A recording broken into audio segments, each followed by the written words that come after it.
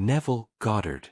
Neville Goddard was a major influence on many well-known self-development teachers such as Rhonda Byrne, Mark Victor Hansen, and Joe Vitale. He was born in February 1905 on the small island of Barbados in the West Indies. At the age of 17, he moved to the United States to study drama. During that time, he performed as a dancer on many stages, but he had no particular interest in metaphysics. In fact, he later confessed that in his youth, he lived extravagantly and indulgently. However, during a touring performance, he read a book about the power of the mind that a friend had introduced to him. This sparked his interest in metaphysics. Later, he met an Ethiopian rabbi named Abdullah, from whom he learned about the symbolic meanings hidden in the Bible, esoteric symbolism in Hebrew, and the teachings of the Kabbalah. Through this, he began training to control his imagination. Neville said that over the 7 years he studied under Abdullah, he was able to shed many superstitions and preconceived notions that had accumulated within him. Afterward, he began giving public lectures. The main cities where he lectured were Los Angeles, New York, and San Francisco. His audiences filled the venues, and many people left deeply moved. Neville's lectures ranged from how to manifest what we desire into the material world to discovering our true self. Through his teachings, many people found freedom and happiness. During this time, he received many letters and personal visits from his audience. In the final years of his life, Neville often said in his lectures, "I have completed everything I came here to do, and I await the day when I will shed this body and move to a higher place." In 1972, his inspired soul left the physical world. However, his lectures and writings continue to inspire countless people to this day. Joseph Murphy, another great speaker and fellow student of Abdullah, once said this about Neville Goddard: "People will remember Neville as the greatest metaphysician the world has ever known." A response from Neville Goddard to a member of the audience. Your concept of yourself determines both who you are and the environment in which you live. Question: how can someone who grew up poor become successful? We are creatures of habit. That is why we tend to repeat the same behaviors over and over again. Although habits may seem like a powerful force that compels a person to act in the same way, habit is not law. And because it is not law, you and I can change our patterns of behavior. Many successful people, like Henry Ford, Rockefeller, and Carnegie, grew up in poverty. In fact, many of this nation's great figures were born into poor households. And yet they went on to achieve great things, in politics, in the arts, and in the economy. One evening, a friend of mine attended a gathering for new advertising executives. The speaker said to the group of newcomers, "I have only one thing to say to you tonight. If you can build a great concept of yourself, you will not fail." The fishbowl metaphor, a lecture scene. The speaker brought out an ordinary fishbowl, along with a bag of walnuts and a smaller bag of beans. He poured both into the fishbowl and began stirring them with his hands while shaking the bowl gently.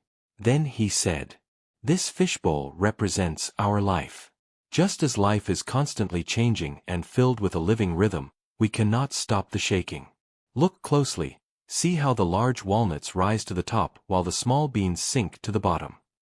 Gazing at the bowl, the speaker continued, "Are any of you complaining about your current situation, wondering why life turned out this way?" Then, after a pause, he added, "Strange, isn't it? That sound isn't coming from you, it's coming from inside the bowl. It's the beans complaining. If I had been in the same situation as those big walnuts, I too could have done great things. I just didn't get the opportunity." The speaker then reached in and placed the small beans from the bottom up at the top of the bowl and said, "You can forcibly place these beans at the top, but you cannot stop the shaking of life." He shook the bowl again. As expected, the small beans quickly slid back down to the bottom. He claimed to hear more complaining and turned back to the audience. "What's this now? Now it's saying we should place the big walnuts at the bottom instead. That way, they too will be in limited conditions, just like the beans. That would be fair, right? Fine, let's try that." He picked up one of the large walnuts and placed it at the bottom of the bowl. Still, We can't stop the shaking of this bowl. Soon enough, the big walnut rose back to the top again. Then the speaker said, "If you truly want to succeed in life, you must make yourself big."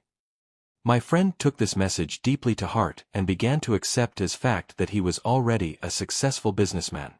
If success is to be measured in money, then yes, my friend became enormously successful. Today, he runs a company in New York with over 1,000 employees. You can do the same. Accept as fact that you already are the person you wish to become. Walk in that state of mind, and your inner assumption will manifest into reality. The only task given to me is to fill my concept of myself with greatness. Translator's note: Neville's turning point in 1933. In November 1933, Neville had no money, no job, and not even proper clothes to wear.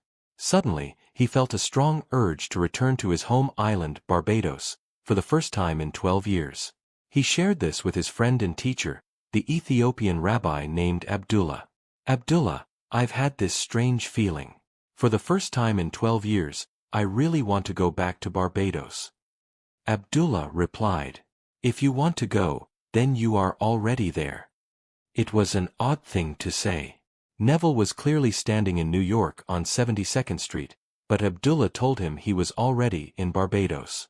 Then Abdullah added, "When you walk out that door, you're no longer walking on 72nd Street.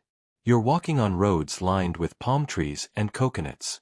You are in Barbados now. Don't ask me how you'll get there. That's not your concern. You are already there. When you are there, you don't ask how. You simply are. Now walk out of here as though you're in Barbados." Abdullah was Neville Goddard's teacher, an Ethiopian rabbi with a striking appearance, wearing a turban and standing out even more due to his unconventional manner. What did this man see that made him say such things when Neville simply said he wished to go home? And yet, through some unimaginable turn of events, his words came true. In late 19th and early 20th century America, being black often meant being at the lowest level of society, with little to no chance of success. But Abdullah was admired and respected by all. His lectures were always full, attended by lawyers, doctors, scientists, and other elites. Why was it that this man, who appeared eccentric with his turban and dark skin, didn't seem affected by the discrimination so many others felt? He once said, "In the being God created, I can find no flaw or limitation." Where did this supreme confidence come from?